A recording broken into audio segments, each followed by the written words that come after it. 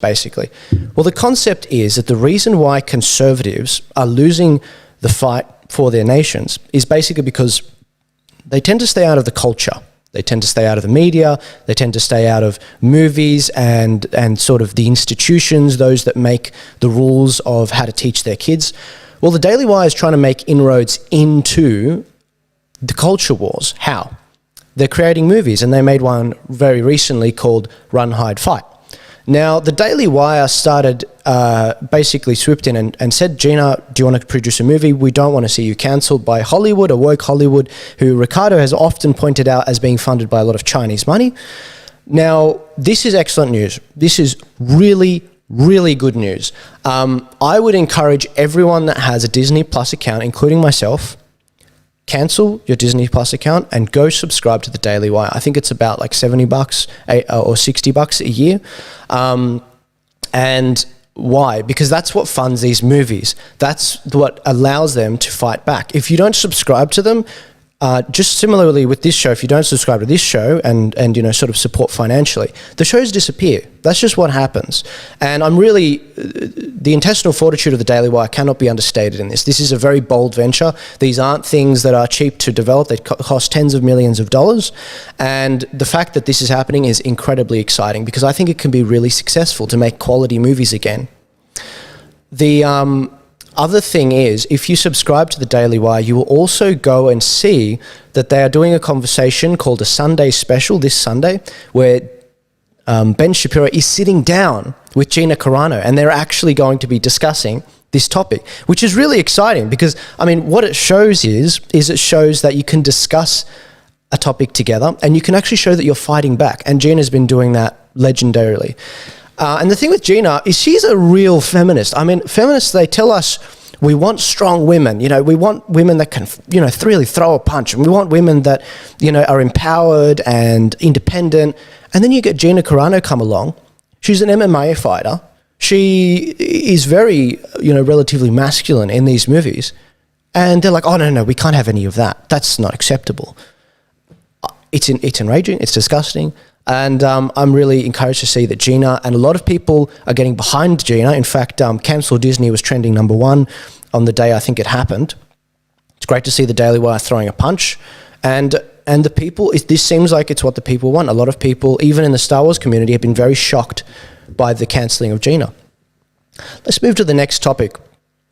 Talk radio legend Rush Limbaugh has recently died of cancer, unfortunately.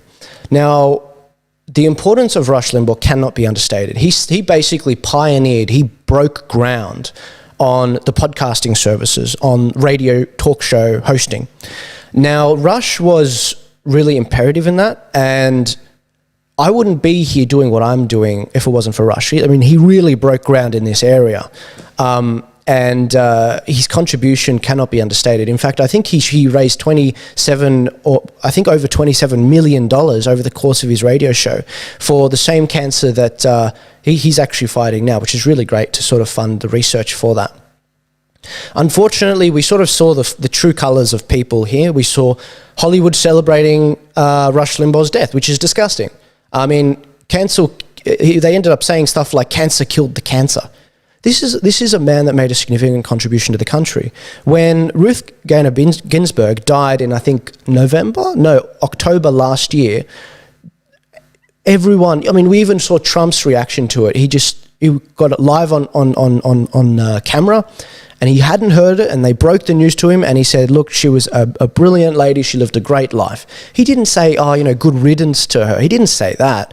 He said she lived a lovely life. She was a true feminist, one that pioneered sort of the inroads into the judicial system, and she really made it easier for other women to enter the system. Like that, why can't we do that now? Rules for thee, but not for me. Maybe that's why. The next topic has been really topical the last few days. It's been the fact that Facebook has deplatformed Australia. Now, it's a very shocking incident that's actually made international news. This isn't a topic I don't have all the answers on, guys, and I don't have a solid position on it yet.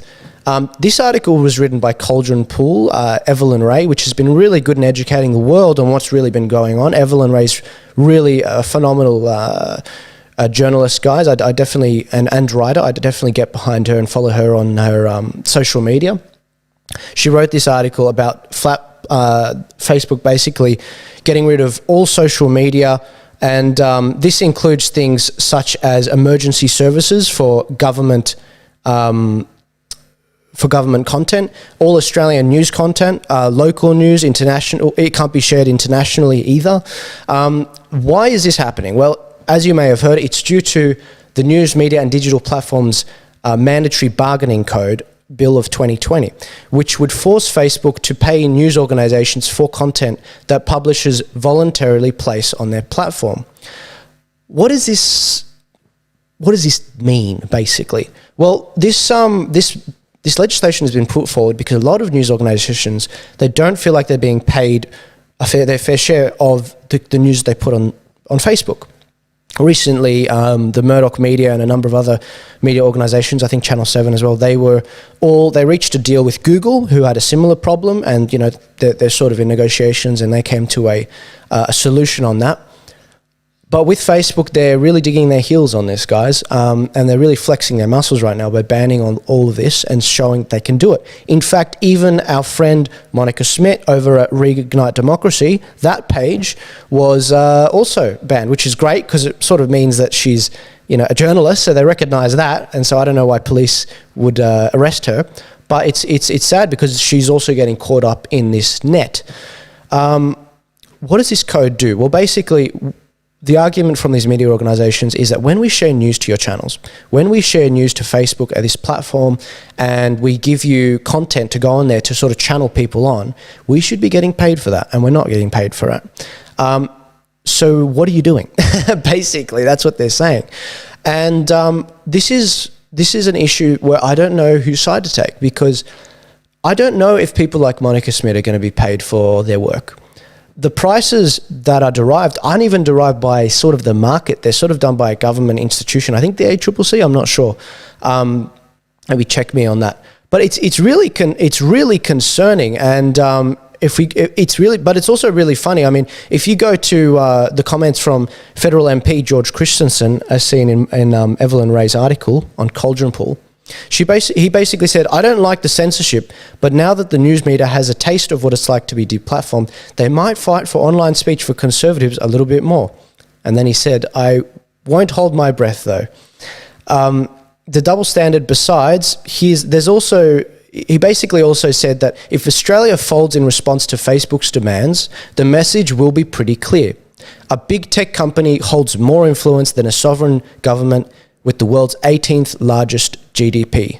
That should scare you. And it should scare you. I mean, we've been warning about this for weeks and months and years.